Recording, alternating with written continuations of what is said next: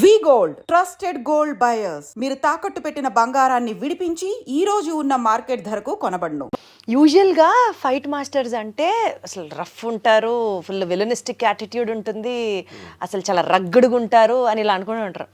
మీరు మీ devotional inner engineering start చేసి చాలా కాలం అయినా దర్బార్ సినిమా సక్సెస్ మీట్ అప్పుడు రజనీకాంత్ గారు ఇద్దరు మనుషులు కాదు, యోగులతో సమానం అని ఎక్కడో మిమ్మల్ని ప్రశంసించారు.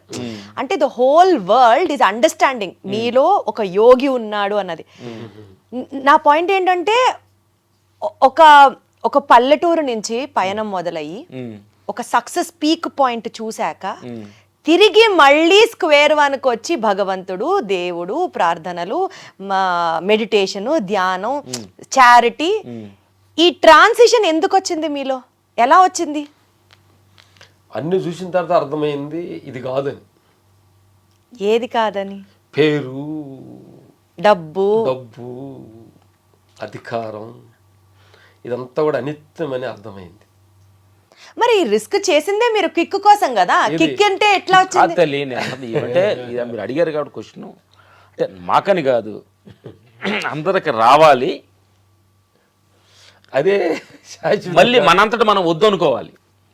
ఎవరన్నా వద్దనుకుంటారా లక్ష్మణ్ గారు? డబ్బొద్దు అని ఎవరు అనుకుంటారండి?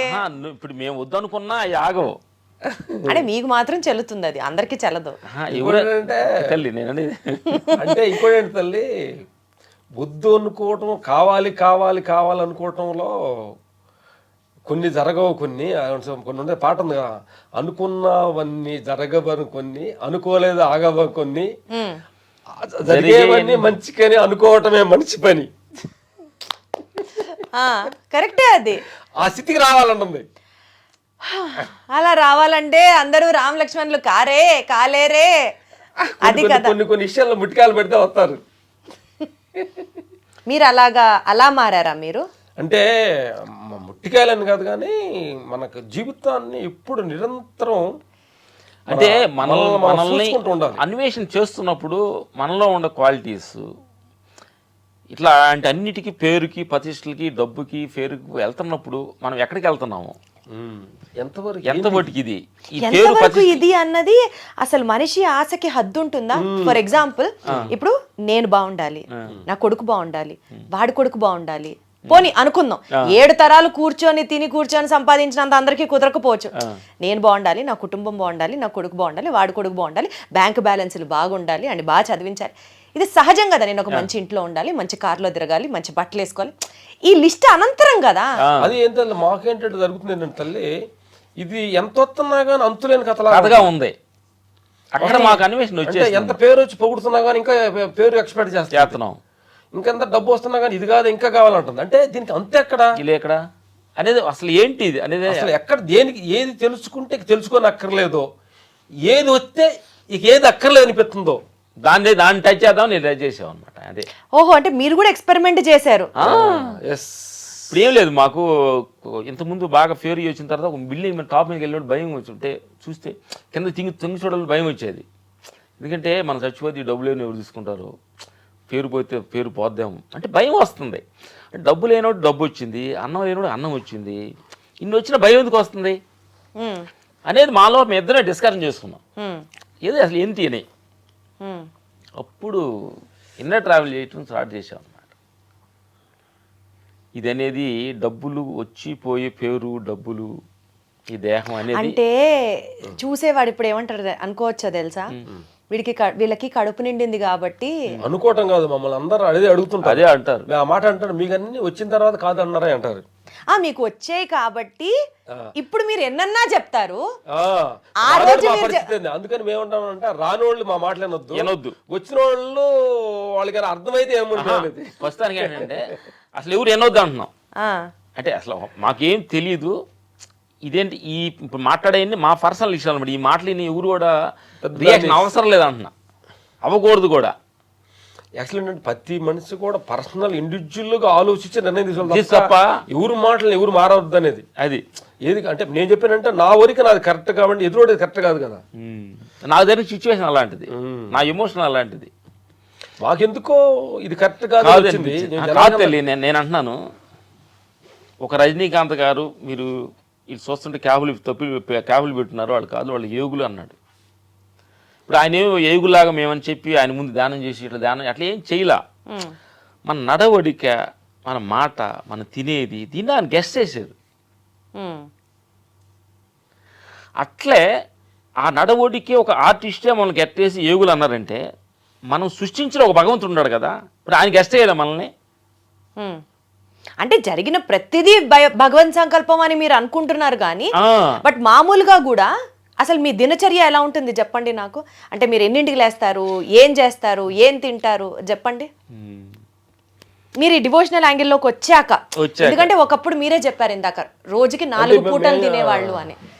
అంటే మేము చెప్పిన వాటిల్లో 2 రకాల కోణాలు ఉన్నాయి. ఈ చెప్పి విన్న వాళ్ళు కొంత ఇబ్బందికరంగా ఉంటుంది, కొంతమందికి కాదు. నేను ఒకటి విన్నాను, అది మీరు చెప్తారో లేదో అని ఇప్పుడు వెయిటింగ్, అందుకనే అడిగాను మిమ్మల్ని. ఏది ఏమన్నారు మీరు చెప్పండి బంగారం. నేనే చెప్పానా, మీరు చెప్పారా? చెప్పు. అసలు మీరు అన్నం కూడా తినకుండా నీళ్లు తాగి ఉండగలరట కదా రోజుల తరబడి. నమస్కారం అండి మీకు, నమస్కారం. అసలు అంటే మేము మనసైతే రాజు గారు విజయవాడ ఆశ్రమంకి వెళ్ళాం. మాకు 10 days కంప్లీట్ ఏం తినకుండా ఉన్నాం. అసలు ఏంటంటే మేము 4 పూటలు అన్నం అంటే ఎక్కువ ప్రీతిగా ఉండేది. ఏంటి ఇది దాని మీద ఏంటి అని చెప్పి దాని మీద ఒక ఎక్సర్సైజ్ ఒక 10 days అసలు ఏం తినకుండా ఆకలేదా అండి మీకు? ఎంత ఎక్సర్సైజ్ చేసినా ఆకలేదా? చూద్దాం మనిషి అని ప్రతి ఎక్స్పెరిమెంట్లు చేసి అలాగే మేము మార్నింగ్ తెల్లారుజాము తెలిసి 2:30 లేస్తామమ్మా. లేచి మెడిటేషన్ 1 లీటర్ నీళ్ళు తాగి మెడిటేషన్ ధ్యానం అది 5 o'clock దాకా ధ్యానం చేస్తాం. 2:30కి లేస్తారా? బ్రహ్మ ముహూర్తం ఆ టైంకి లేస్తారు. 3 లేచి 5 దాకా చేస్తాం. 5 to 6 సూర్య నమస్కారం ప్రాణాయామం. మాకు ఫస్ట్ నుంచి ఏంటంటే ఒక గుణం ఉండేది తల్లి, అందరు చేసే పని మేము చేయకూడదు అంటుండే. ఫస్ట్ నుంచి అందరు కూర్చుంటే మేము నుంచోవాలని, అందరూ 3 గంటలు బాగా నిద్రపోతారు కాబట్టి అప్పుడు మేము లేవాలని. అందరూ 11 గంటల్లో పండుకోరు కదా, మేము 8 గంటల్లో పండుకోవాలని. మాకు ఫస్ట్ నుంచి ఒక కిక్ ఉంది. ఊర్లో మాతో మా ఫ్రెండ్స్ అంతా ప్యాకాట్ ఆడి సరదాగా జోకులు వేసుకొని చెప్తుంటారు. అది ఎందుకు చేయాలి మనం? నలుగురికి నచ్చినది నాకు అసలే ఇక నచ్చదు అంతే. మరి అలాంటి డిఫరెంట్ కైండ్ ఆఫ్ కిక్కును బట్టే ఈరోజు మీ ముందు మేము ఇంటర్వ్యూతో మాట్లాడుతున్నాం. లేదు మమ్మల్ని ఇంటర్వ్యూ చేయడానికి నీకేం అవసరం? ఎగ్జాక్ట్లీ. అసలు నీకేమైనా అవసరం? ఈ కెమెరాలు ఎన్ని అవసరం అని అడుగుతున్నా.